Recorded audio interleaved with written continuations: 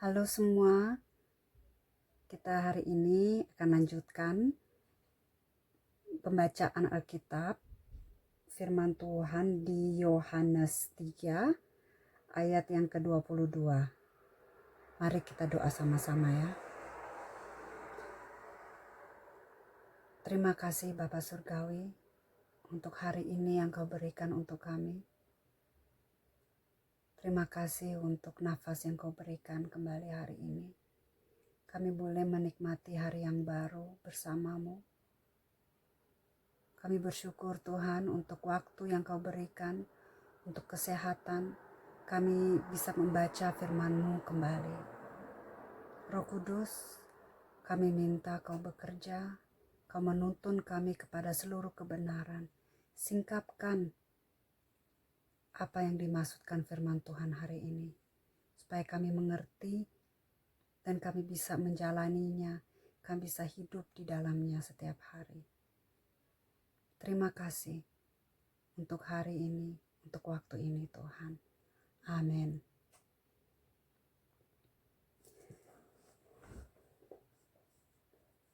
Sesudah itu Yesus pergi dengan murid-muridnya ke tanah Yudea, dan ia diam di sana bersama-sama mereka dan membaptis.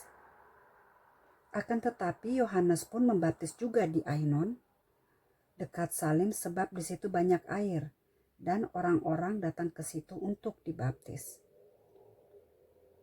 Sebab pada waktu itu Yohanes belum dimasukkan ke dalam penjara, maka timbullah perselisihan di antara murid-murid Yohanes dengan seorang Yahudi tentang penyucian. Lalu mereka datang kepada Yohanes dan berkata kepadanya, "Rabi, orang yang bersama dengan engkau di seberang sungai Yordan dan yang tentang dia engkau telah memberi kesaksian, dia membaptis juga dan semua orang pergi kepadanya." Jawab Yohanes, "Tidak ada seorang pun yang dapat mengambil sesuatu bagi dirinya kalau tidak dikaruniakan kepadanya dari sorga. Kamu sendiri dapat memberi kesaksian bahwa aku telah berkata, aku bukan Mesias, tetapi aku diutus untuk mendahuluinya. Yang empunya mempelai perempuan, ialah mempelai laki-laki, tetapi sahabat mempelai laki-laki yang berdiri dekat dia dan yang mendengarkannya sangat bersukacita mendengar suara mempelai laki-laki itu. Itulah sukacitaku. Dan sekarang sukacitaku itu penuh. Ia harus makin besar, tetapi aku harus makin kecil." Sampai di sini dulu. Tadi saya baca sampai ayat yang ke-30. Di sini saya mau secara singkat menjelaskan yang mana Tuhan Yesus dengan murid-muridnya sudah mulai membaptis banyak orang. Dan orang-orang Yahudi itu datang ke Yohanes. "Yohanes, kamu gak perhatikan itu orang yang kamu bilang Mesias, yang kamu bilang adalah yang datang dari Allah, dia juga membaptis orang-orang dan orang-orang tuh semua pada ngikutin dia." Jadi dalam arti kata, kamu itu pengikutnya udah makin sedikit, tapi pengikutnya Yesus itu sekarang semakin banyak. Tapi Yohanes itu hatinya itu tulus dan murni. Dia tahu menempatkan dirinya itu di mana. Dia tahu bahwa Yesus itu sekarang waktunya untuk melayani jiwa-jiwa. Waktunya dia itu sudah selesai. Karena dia itu harus terlebih dulu datang untuk menyiapkan jalan buat kedatangan Tuhan Yesus. Nah, sekarang Tuhan Yesus itu sudah datang. Waktunya untuk Yohanes untuk mengundurkan diri dan membiarkan Tuhan Yesus menjalani misinya.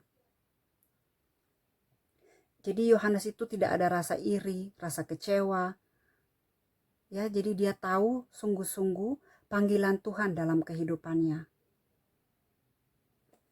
Lanjut ke ayat 31. "Siapa yang datang dari atas adalah di atas semuanya. Siapa yang berasal dari bumi termasuk pada bumi, dan berkata-kata dalam bahasa bumi. Siapa yang datang dari sorga adalah di atas semuanya.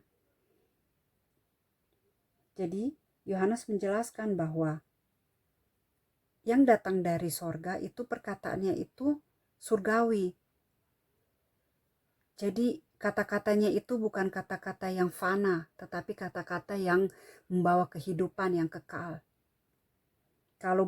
Kalau yang dari bumi ini itu sifatnya hanya sementara, cepat dilupakan, hilang begitu aja. Ia memberi kesaksian, ia itu yang dimaksud Tuhan Yesus. Ia memberi kesaksian tentang apa yang dilihatnya dan yang didengarnya, tetapi tak seorang pun yang menerima kesaksiannya itu. Jadi waktu Tuhan Yesus datang, dia bilang siapa dirinya, itu banyak yang menolak, yang tidak mau menerima. Karena orang-orang itu, orang-orang Farisi contohnya, yang ahli-ahli Taurat, ahli kitab Taurat, yang menurut secara manusia mereka itu mestinya bisa membedakan, kalau maksudnya bisa menilai apakah ini orang yang betul yang dijanjikan Allah Mesias atau bukan. Tetapi hati mereka itu sepertinya tertutup oleh kedengkian, oleh rasa iri terhadap Tuhan Yesus, tertutup ya dosa, sehingga mereka itu nggak bisa melihat yang sebenarnya. Lanjut ke ayat 33. Siapa yang menerima kesaksiannya, itu ia mengaku bahwa Allah adalah benar.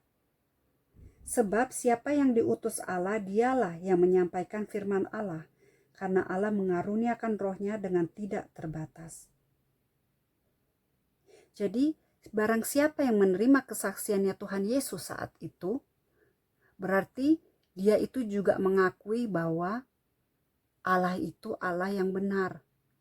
Bahwa dia juga percaya Allah itu yang mengutus anaknya untuk datang ke bumi ini.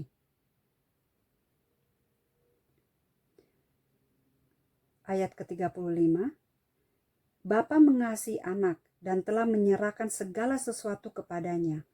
Barang siapa percaya kepada anak, ia beroleh hidup yang kekal. Tetapi barang siapa tidak taat kepada anak, yaitu Yesus Kristus, ia tidak akan melihat hidup, melainkan murka Allah tetap ada di atasnya. Jadi setiap orang yang tidak percaya kepada Tuhan Yesus, itu ada murka Allah di dalam kehidupan mereka. Karena apa? Karena dosa yang menguasai kehidupan setiap manusia yang tidak mempercayai Tuhan Yesus. Karena Tuhan sudah memutuskan anaknya itu diutus ke dalam dunia untuk menebus dosa-dosa manusia. Karena tidak ada satupun yang bisa menebus dosanya sendiri. Jadi, Bapa itu sudah menyerahkan yang paling berharga di dalam hatinya, yaitu anaknya sendiri. Dia utus untuk menebus setiap dosa umat manusia. Jadi semua dia udah berikan kepada anaknya, segala kuasa untuk menebus dosa-dosa umat manusia. Makanya jadi Tuhan itu bilang, kalau mereka tidak mau terima kesaksianmu, maka murkaku tetap ada di atas mereka. Jadi sebenarnya bukannya Tuhan tidak mau menyelamatkan manusia yang berdosa. Kalau sampai manusia itu masuk neraka, itu bukan karena Tuhan menolak mereka untuk masuk surga, tetapi itu adalah keputusan manusia itu sendiri yang tidak mau diselamatkan. Kedengarannya sangat keras, tetapi itulah dosa. Dosa itu sungguh mematikan. Dan Allah Bapa itu tahu tidak ada satupun manusia yang bisa selamat kalau tidak diselamatkan olehnya sendiri dengan mengutus anaknya yang tunggal.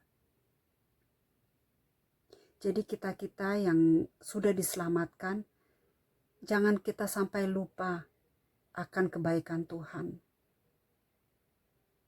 Dan bagi kalian yang belum mempercayai Yesus Kristus, yang tidak percaya bahwa dia itu adalah utusan Allah Bapa, utusan Tuhan yang Maha Kuasa, pencipta langit dan bumi dan segala isinya,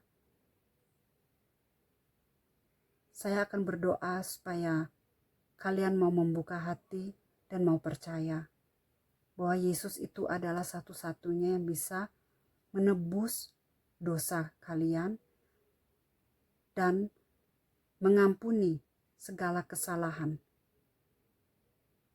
Dan dengan itu kalian bisa memulai hidup yang baru bersamanya, bisa mengenalnya, dan bisa tahu siapa diri kalian yang sebenarnya di dalamnya, di dalam Tuhan. Untuk apa kalian ada di dunia ini? Apa panggilan Tuhan itu sebenarnya dalam kehidupan kalian? Oke, sampai di sini dulu hari ini pembacaan firman Tuhan. Besok saya akan lanjutkan dengan Yohanes pasal 4. Ini bakal seru. Oke. Terima kasih untuk waktunya. Tuhan memberkati kalian semua. Sampai besok. Dadah.